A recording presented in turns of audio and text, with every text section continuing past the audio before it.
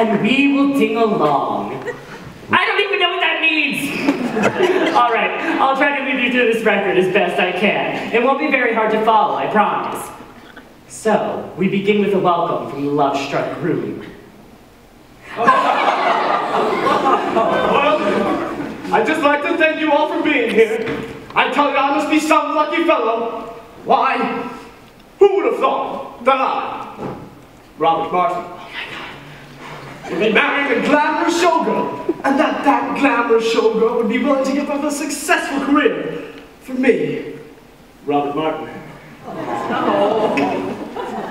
Now, if it weren't for Prohibition, I'd say, let's raise a glass. Here, here.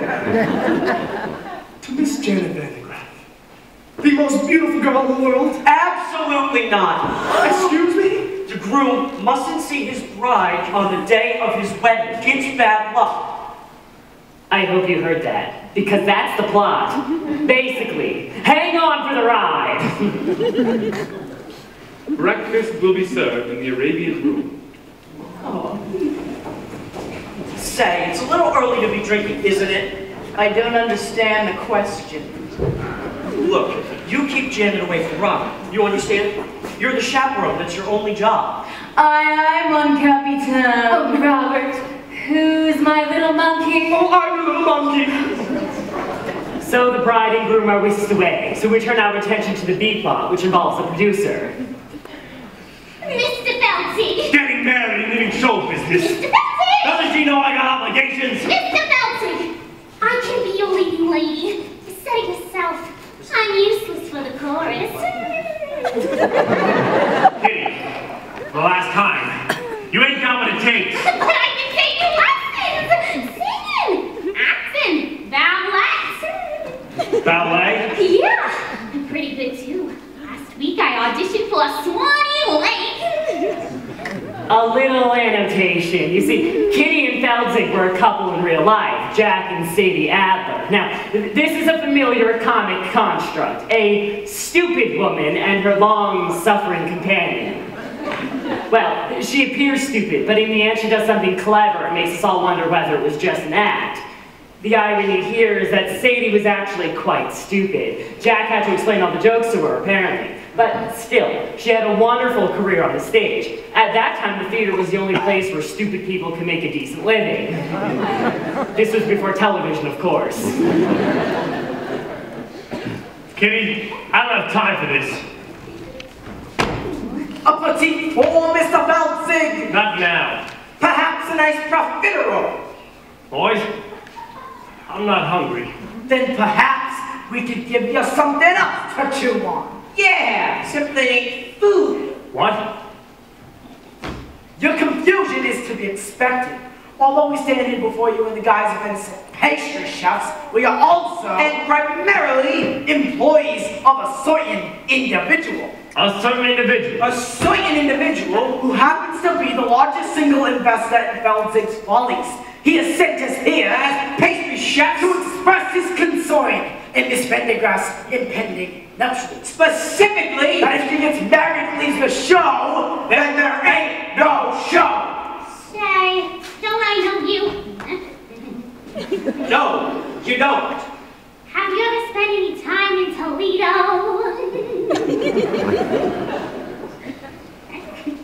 Have you ever spent any time in a coma? No, but I have a cousin in Seattle, but I'm Kitty, boys, you tell your boss this wedding is never going to happen. You have my word. Oh, we'll take your word all right, but to go back on that word would be a recipe for disaster. Now, we hope we've made ourselves perfectly eclair. One can only hope. You must gotta be kidding me. A truffle much? Don't talk with me. All right, you can drop the pastry chef routine. Alas, we ganache. We're on the lamb. Lamb's an entree and macaron.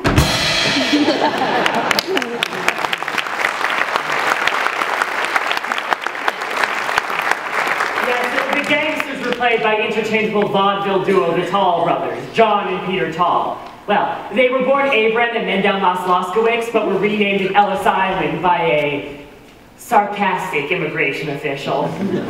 They're an example of the typical Broadway gangster, full of wordplay and stylized movements. Not very intimidating. Unless you find gangsters intimidating, which I do, but for reasons that would not be appropriate to this situation. We'll leave the matter in your hands, Mr. Feldzieg. In the meantime, feel free to browse the dessert carousel. Try the Toledo surprise. It's to die for. Mr. Feldzieg, they're gangsters. Very perceptive. Rebel powder your face. Holy cats! I've got to stop this wedding. How? Oh Lord in heaven. How? How?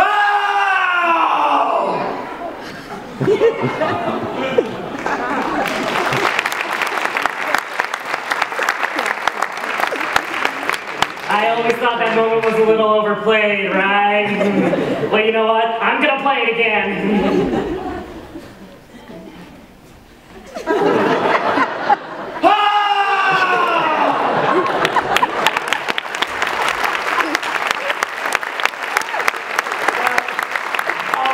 Well, with the story well on its way, let's make our way to the groom's room.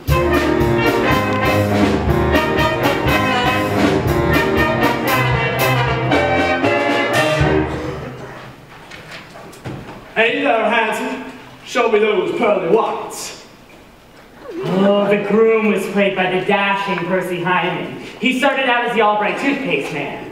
His fabulous smile adorned every tube. Albright was usually popular in the early 20s because it contained cocaine. It's true, if you looked at the label, it was the 5th ingredient down, right after sugar. Anyway, it wasn't long before he became a huge matinee idol. Now, don't you worry. It's perfectly normal for a groom to be nervous on his wedding day. It is? Why, of course! I love Percy Hyman! Now, some people say he was a bad actor, but to those people I say shut up. Hey there, Mr. Mirrorman. Shaking and quaking, trembling like them fraidy cats do. Something maybe bothering.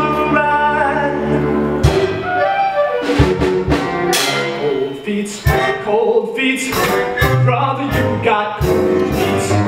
You can make them cold feet hot with little young feet. Old feet can be unconscious. They'll make them cold feet hot down the aisle. Frosty arches, they just like to swing. Icy toes can die.